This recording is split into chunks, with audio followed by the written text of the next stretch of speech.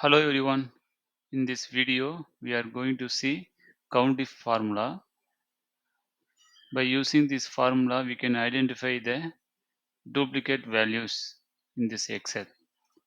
I will type some numbers up to 8. I will copy and paste it again.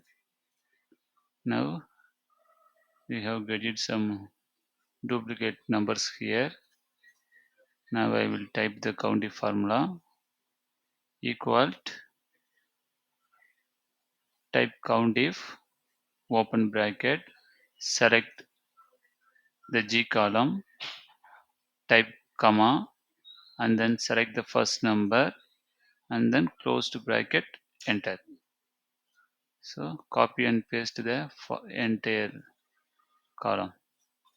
Now you can see the duplicate values. So this is how we should use COUNTIF formula to identify the duplicate values in Excel. Thank you for watching.